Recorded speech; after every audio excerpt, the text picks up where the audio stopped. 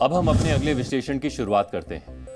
भारतीय नौसेना के 8 पूर्व जवानों को कतर की अदालत ने बड़ी राहत दी है। भारत ने इंडियन नेवी के पूर्व जवानों को दी गई फांसी की सजा के खिलाफ अपील दायर की थी, जिसे कतर कोर्ट ने स्वीकार कर लिया है। कतर की अदालत ने 26 अक्टूबर 2023 को भारत के 8 पूर्व सैनिकों को मौत की सजा सुनाई थी, जिसको लेकर भारत ने वहां की कोर्ट में एक याचिका दायर की थी। इस याचिका को कतर की कोर्ट ने स्वीकार कर लिया है।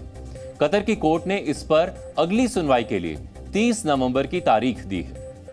कोर्ट में भारत की अर्जी का स्वीकार होना उन 8 भारतीयों के लिए भी बहुत बड़ी राहत की खबर है, जिन्हें कतर ने फांसी की सजा सुनाई है। पूर्व 9 सैनिकों को कतर में मौत की सजा सुनाना भारत के लिए गंभीर मामला है। हालांकि ये इतना संवेदनशील और गोपनीय है कि इसको लेकर कतर ने पूरी तरह से चुप्पी साध रखी है। भारत ने भी इस मामले पर बहुत कुछ नहीं कहा है। पिछले करीब 1 साल से भारतीय पूर्व नौसैनिक कतर की जेल में हैं और तभी से उनको कानूनी मदद देने की कोशिशें की जा रही हैं। आपके मन में भी ये सवाल आ रहा होगा कि कतर की कोर्ट में भारत की याचिका तो स्वीकार हो गई, अब आगे की क्या प्रक्रिया रहने वाली है? अब हम आपको वो भी समझाते हैं। 26 अक्टूबर को कतर की कोर्ट ऑफ फर्स्ट इंस्टेंस यानी निचली अदालत ने 8 भारतीयों को फांसी की सजा सुनाई थी, जिसके खिलाफ भारत ने अपील दायर की थी। आज कतर की कोर्ट ऑफ अपील्स ने भारत की याचिका को स्वीकार कर लिया है और सुनवाई की अगली तारीख 30 नवंबर दी है।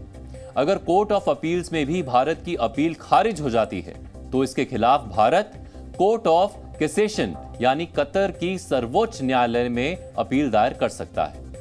अगर कतर के सर्वोच्च न्यायालय में भी भारत को राहत नहीं मिलती है तो आखिरी रास्ता होगा कतर के अमीर के पास दया याचिका का। कतर के अमीर के पास ये अधिकार है कि वो किसी भी कैदी की सजा को माफ कर सकते हैं।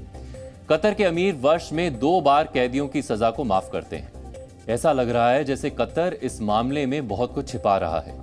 कतर की कोर्ट ने 8 भारतीयों को जासूसी के आरोप में फांसी की सजा सुना दी, लेकिन जिस कंपनी में ये भारतीय काम करते थे उस कंपनी के सीईओ को सिर्फ 2 महीने में ही छोड़ दिया। इस पूरे मामले में कतर पर क्यों सवाल उठ रहे हैं, अब उसे समझिए। अगस्त 2022 में 8 भारतीय पूर्व नौसेना अधिकारियों को गिरफ्तार किया गया।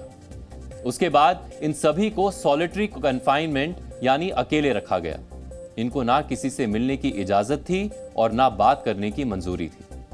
गिरफ्तार 8 भारतीयों को यह जानने में ही महीने लग गए कि उनके साथी भी पकड़े गए हैं। सूत्रों के मुताबिक भारतीय दूतावास को भी उनकी गिरफ्तारी की सूचना 1 महीने बाद दी गई थी। मामला संवेदनशील है, इसलिए भारत सरकार भी हर कदम सोच समझ कर रख रही है। आपने भी ध्यान दिया होगा, भारत ने इस मामले पर अभी तक ज्यादा नहीं बोला है। भारत के पास कई विकल्प हैं, जिसके बारे में हमने आपको बताया। इसके अलावा भारत के पास एक विकल्प कूटनीति का भी है, यानी भारत की डिप्लोमेसी। मध्य पूर्व के कई देशों से भारत के अच्छे संबंध हैं। भारत कतर के पड़ोसी देशों से मदद मांग सकता है या उस पर इंटरनेशनल प्रेशर बनाने की कोशिश कर सकता है।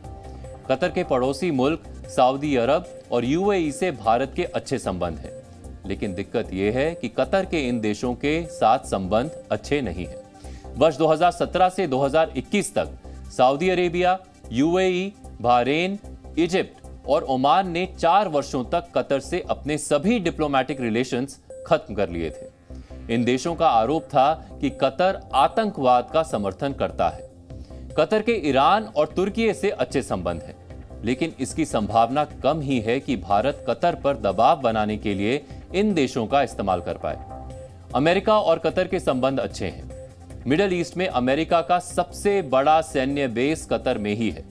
भारत अमेरिका के जरिए भी कतर पर दबाव बना सकता है, लेकिन मामला अगर जासूसी और राष्ट्रीय सुरक्षा का है तो हो सकता है कि अमेरिका भी इसमें दखल ना दे। कतर में कानून काफी सख्त है। इस इस्लामिक मुल्क की अदालत बहुत तेजी से फैसले सुनाती है। 30 नवंबर को 8 भारतीयों की अपील पर कोर्ट में सुनवाई होनी है, जिस पर भारत की भी नजर टिकी हुई है।